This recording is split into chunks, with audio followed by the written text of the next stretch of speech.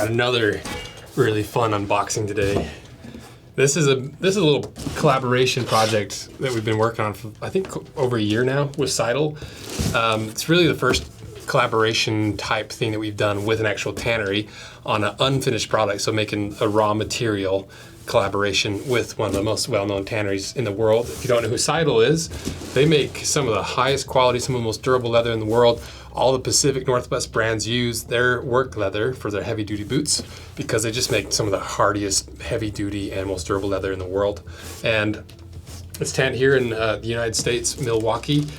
And I've flown out there and see those guys and did a little interview, did a big tour of their factory, and it was so much fun. And so I think around that time I did the tannery or that tour, we started talking about this bloodline of leathers, because I love this idea of taking leather and trying to get it to communicate what it actually is, which is the skin of an animal, right?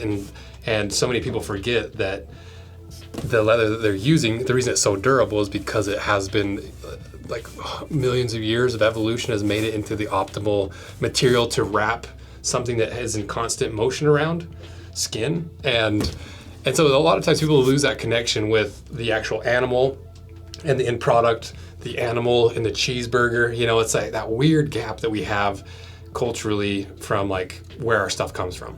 And that's not the whole reason I'm doing it, but it's just a cool angle of it. But more than anything, I just love the fact that leather is one of these unique materials where the more you use it, the better it gets. So it's kind of this graph where when you first get it, it's unlike sneakers, where sneakers peak at the moment you buy them. They're the best looking they're going to be. They're up there with the most comfortable aspects of the shoes right off the bat.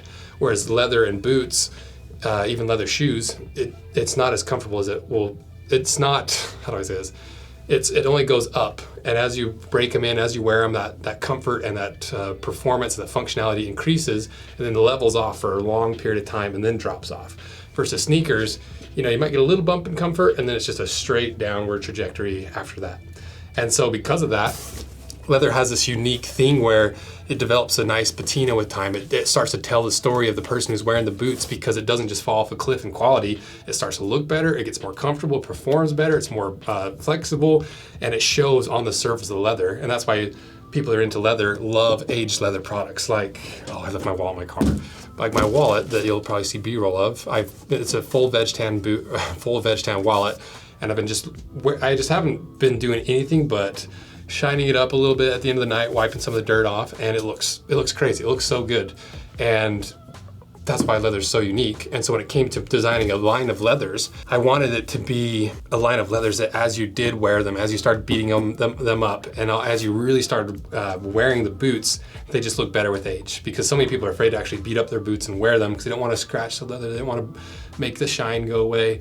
But this leather was designed to actually beat up and wear so that you can actually see the usage and the soul that you're imbuing into the actual product. Because if you haven't seen the first unboxing, I go a little bit more detail in a few different ways about this concept, but one of my childhood mentors, Doug Bassett, he changed my mind completely on this type of thing where when I was younger, like an early teen, I was like, I want all my stuff to be pristine, no scratches, no nothing. And he kind of told me at some point, for some reason, I don't even remember, he's like, when you use things, when you break them in, when you beat them up, that shows your individual use and how you use it, and it imbues that soul of that particular product into it.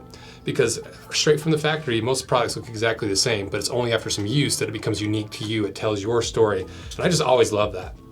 And so being able to take leather and combine this concept with the T-core elements, where people really like the ability to get a black leather that has a different colored core, and it slowly, as you wear it, it brings out some of those highlights as you wear down the dye.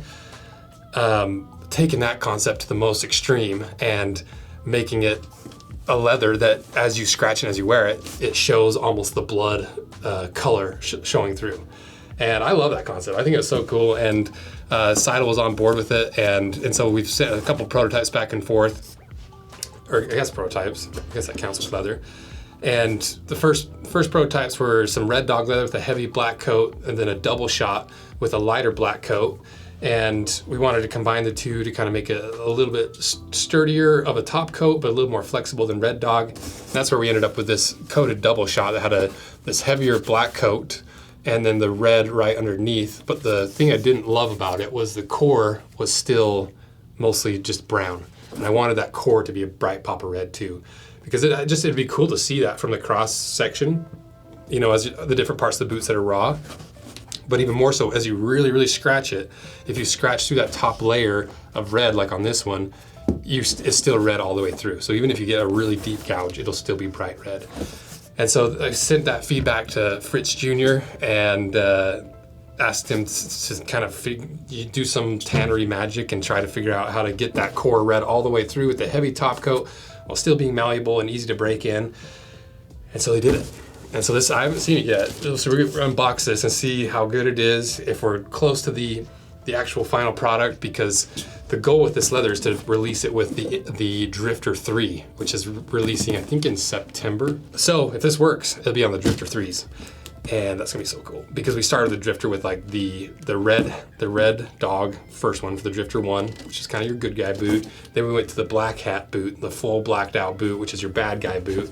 And so this is kind of be in the middle, like you're maybe a little bad on the outside, good on the inside, kind of like gray Jedi, like a little bit in between, that mixing the good with the bad. It's a cool concept, and so I hope it works for the Drifter 3. And the other update on the other bloodline leathers, we've got the Blood Bison, which is still in the works. We should be having a prototype with that within the next couple months. And then the Blood Latigo is connected to this prototype because this base of this leather is a Latigo leather. So that's kind of already halfway prototype too.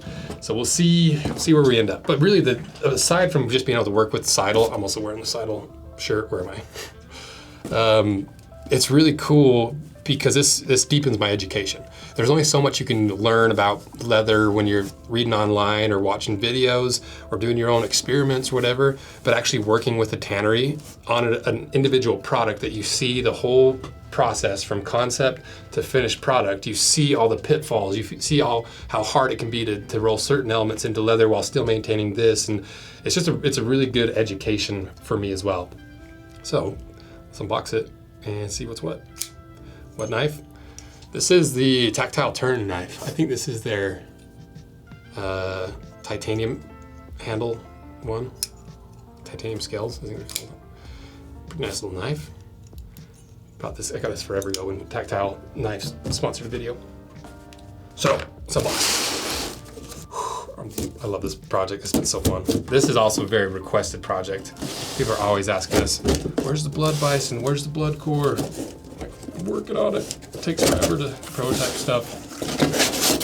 Plus, this is like a side project for Seidel. It's not like they're gonna be making tons and tons of money on this. It's just really cool that Fritz Jr. and Fritz Sr. are willing to do this. Now, let's do it.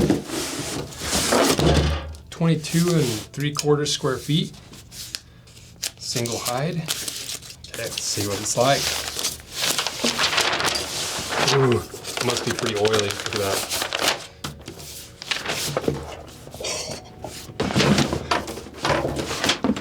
Wow. This is a really nice temper too. It feels kind of like a lot more like the double shot or those more soft leathers, which is good because it's gonna be a lot easier to break in. The guys that are actually lasting these boots are gonna like it a lot more. And the really cool thing, check out the flesh side. So we've got a black flesh side. So the cool thing is we could easily do a flesh out version of this. So you get a grain side, which as you scratch it and beat it up, it shows those scars all the way through. And you can do the same thing on the reverse side, the flesh, which is gonna be a completely different look because the flesh side is a lot more loose fibers covering up that red core. So it's just gonna show through in a completely different way, which is really cool. So let's do a little scratch test and see how hard it is to scratch through this. So this is the grain side. So let's see first if I can just rub it off, because that's what we don't want. I don't want it to be such a light coat that after a few wears, just the friction is rubbing it off. So that's good. I don't see the friction rubbing that off. Let me try with my shirt. A little more abrasive. Okay, that's a good sign. Yes. Okay, now for fingernails. See how the fingernails do. Nice. That is also a good sign. Because you want a hard enough top coat that while they're making the boots, it's not going to shine through before you even get the boots. But also strong enough that you can't just easily scratch off that top surface. And the fingernail seems to be, if you really dig into it, you can get some of that off, but just barely. And then the knife, let's try just a top scrape. Yeah, look at that. Okay, a little bit of that red popping through. And you could still probably, because the cool thing about this is if you didn't want the red popping through, you want to heal those wounds, just put a little shoe polish in it and get back to black. Okay, now let's do like an actual scratch. Oh, that's so sick. Look at this. Maybe I have to see the B-roll, but dang, look at that. That literally looks like a cut. That is so cool. What about if you just like took a chunk off? Big chunk. Yes. That is so sick. This fully works. Oh my gosh. And it's like a really good red too. It's like a deep, rich red. Okay, now let's try the grain side, or the flesh side. So first, a little friction.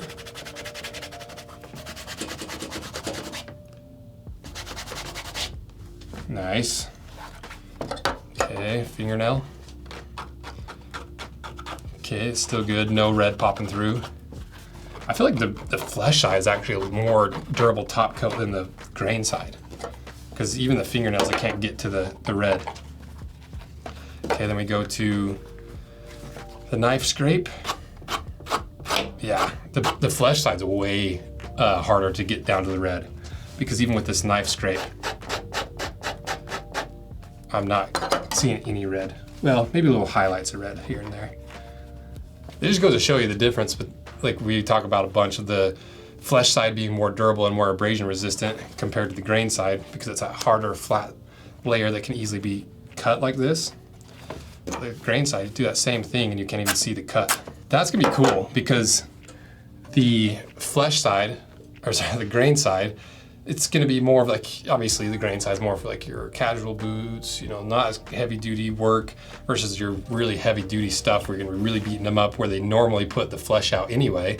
You do flesh out, and and the amount of work you have to do to get down to the red scales with each purpose. Does that make any sense? Like the grain's more of a casual leather, more dress. It's not as it's you can get down to the red a little bit easier.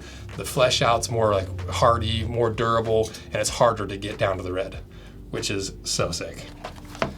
Dang, that's so cool. I'm like, can we just do like the Drifter 2, 3, and 4 together and do one flesh out? That'd be so sick. Okay, now let's just cut a piece off and see what that end or that cross section actually looks like. That is so cool.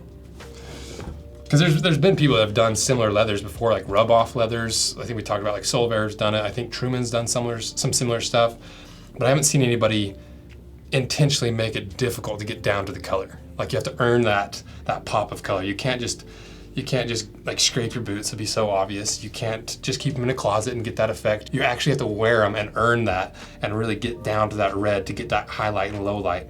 And everyone's boots are gonna look completely different based on what you do and how you do it. This is gonna be cool. So hopefully next steps are making sure whites can actually make a boot with this leather and it's still staying black, you know, because you don't want it pre-worn. So that's it, that's the update. I guess next update will probably be on the Drifter 3 when we start getting that ready. Now the next update might be Blood Bison or the Blood Latigo, but yeah, I guess going back to Latigo. So this is based off of Latigo, like the base is Latigo. And so we could get to a point where if this already works, then all we do is, instead of doing a heavy top coat and bottom coat, we just really pack it full of oils in that true Latigo way. And so it's like a really, really dark red. And then as you bend it full, that bright red starts to come out, which would be really cool. So I guess that's it. Huge shout out to Seidel for being able to put up with this. They've got like this is definitely, they're doing us a favor. So huge shout out to Seidel, Fritz Jr. for being willing to put up with crazy ideas. And you know, there's no guarantee it would work. There's no guarantee of anything, and so it's really cool that they're willing to work with me on this. So let me know what you guys think. If you want to get a pair of the Drifter 3s, be sure you're signed up for the limited edition email list in the description. So thank you guys. It's your guys' support of the collaborations and these videos and the products that we make that make this a possibility to convince these brands to let us do this crazy stuff. And since we have so much leather, we're gonna make a few products out of this to give away to the limited edition email list. So that's another reason why you wanna get on the limited edition email list, along with early access, all the information you need leading up to the launch of the Drifter 3s will probably be in this leather. That's why you wanna be on that list. And that's it. So thank you guys. See ya.